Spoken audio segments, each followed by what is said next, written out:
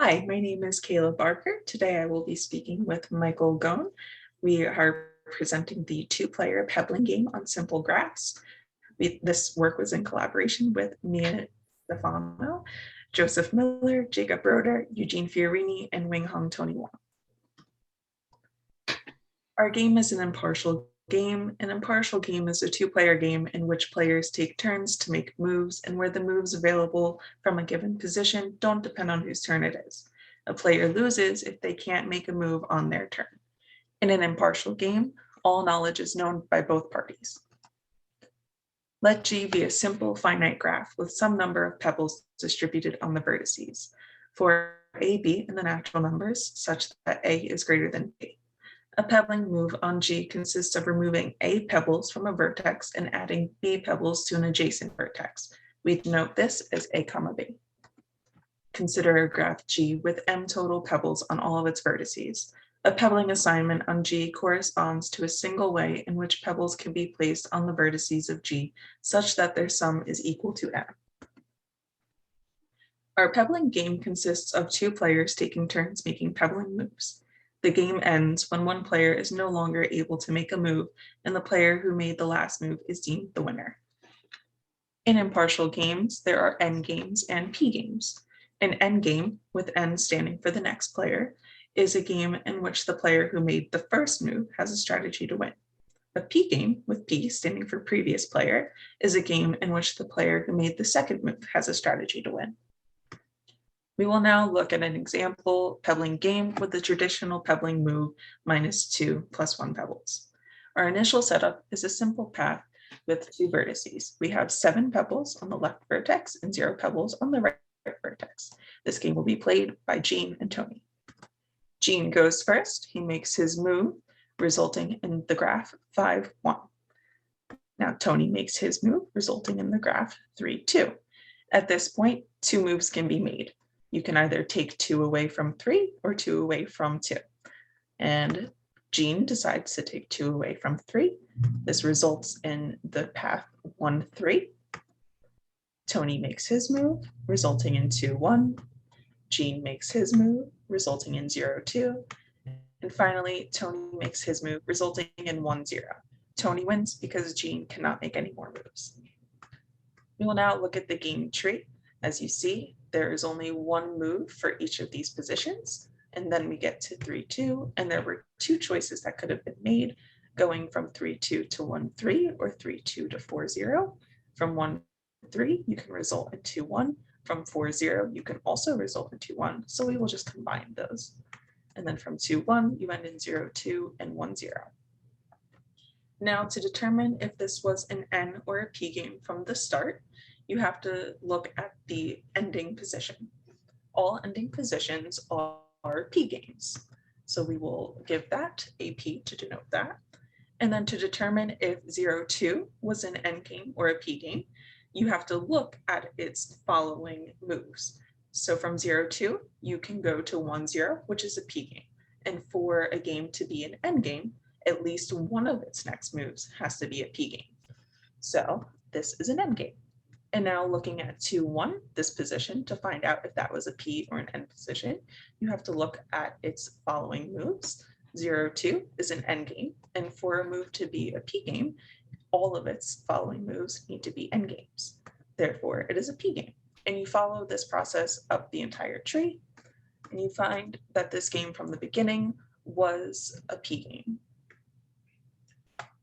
So in our research, we looked at different graphs, families of graphs, and the ones that we decided to focus on are cycle graphs, which are denoted as C sub 4, because we particularly looked at 4 cycles, and complete graphs, which are denoted as K sub n. And here's an example of a complete graph on 10 vertices.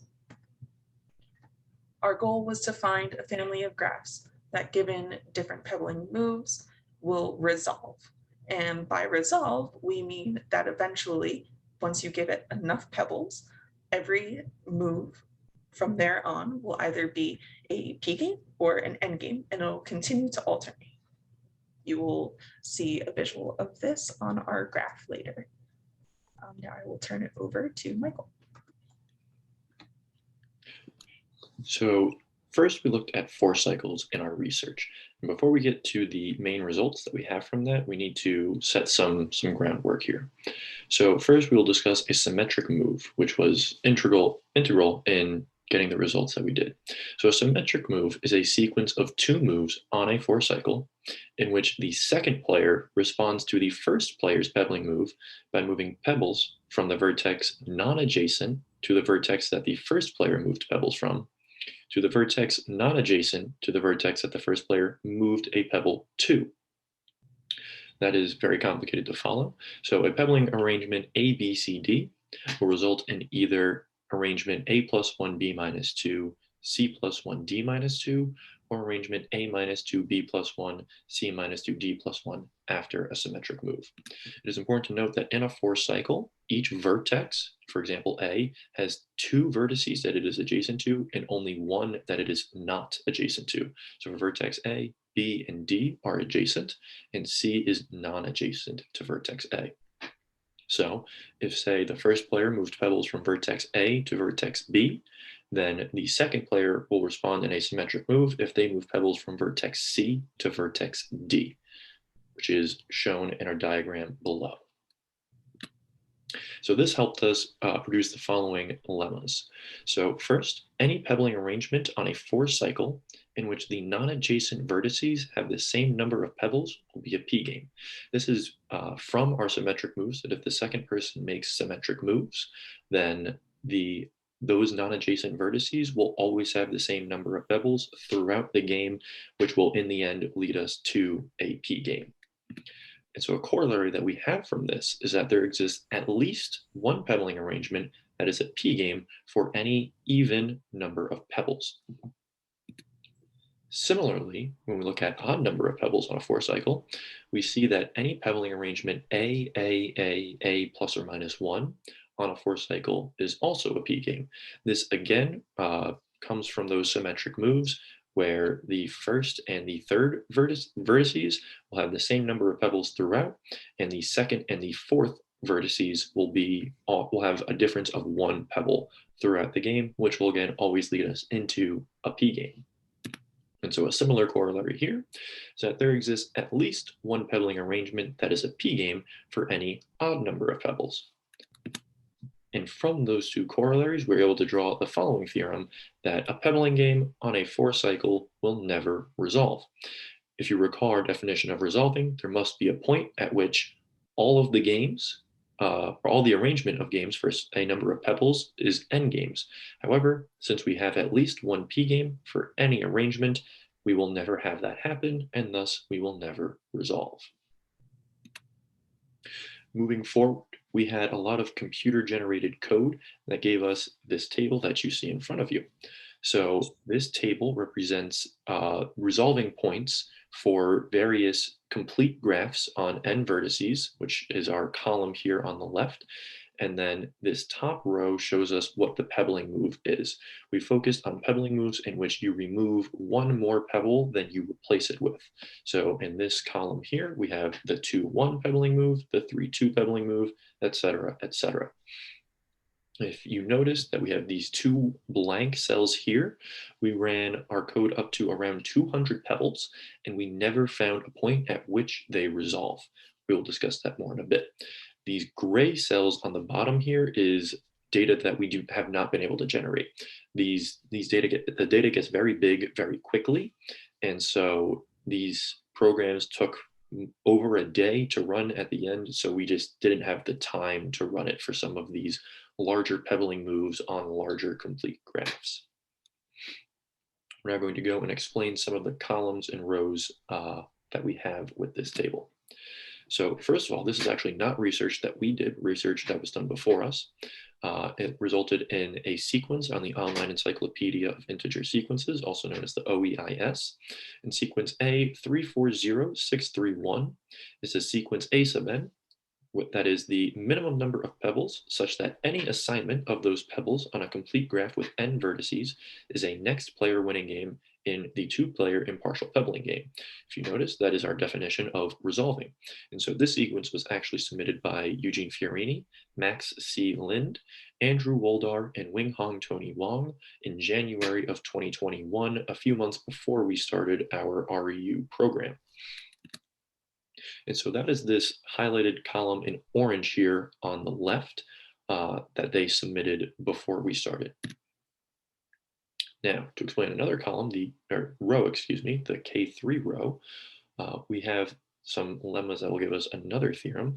For a K plus 1K pebbling move, the only P game on K3, again, the complete graph on 3 vertices, with 6K minus 1 pebbles is the arrangement 4K plus 1, K minus 1, K minus 1.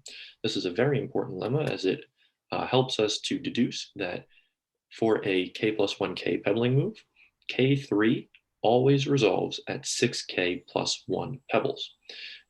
For 6K minus 1 pebbles, there's only one P game.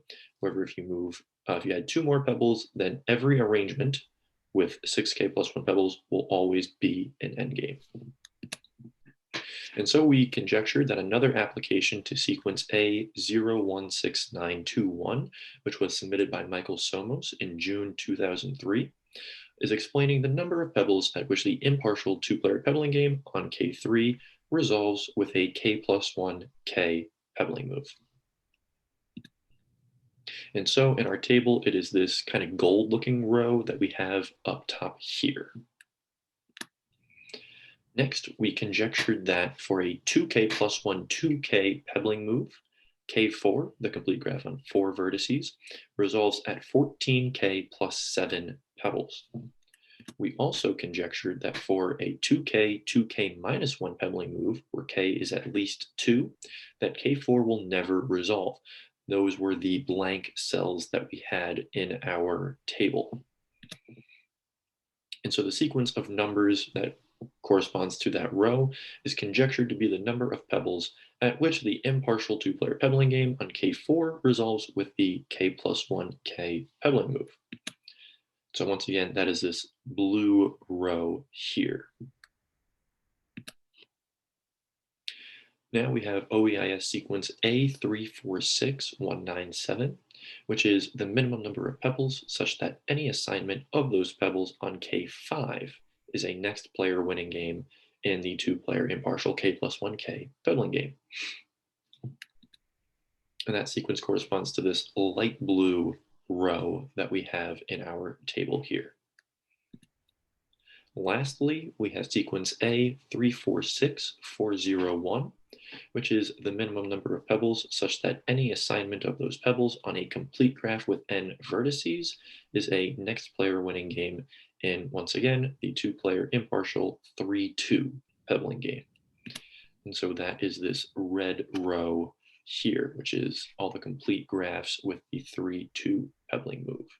And so these have all been submitted to the online encyclopedia of integer sequences under the sequence numbers that I gave.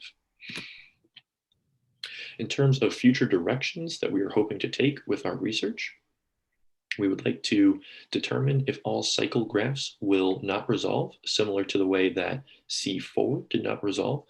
This will not be quite as easy, though, as the symmetric moves will not exist on graphs such as C5, C6, and so on, because there will be multiple non-adjacent vertices. We would also like to determine, classify all the different games on C4 to see why why they don't resolve, and if you can be given any arrangement and know if it is a P or an N game. We would also like to extend the table that I was just discussing earlier with some more computer code and some more efficient computer code so that all of those gray cells that we do not have data for, we can generate data for. And finally, we would like to explore some other graph families. We only explored 2 different graph families, those being complete graphs and cycle graphs. However, there are obviously many different types, many different families of graphs. And if we play our impartial two-player pebbling game on that, it'll be interesting to see if those games will or will not resolve. Finally, we would like to thank the Young Mathematicians Conference for letting us speak to you today. We would also like to thank the National Science Foundation and the Women for DeSales group, who both sponsored the research that we did this summer, as well as thanking Moravian College, who hosted our REU this summer. Thank you very much.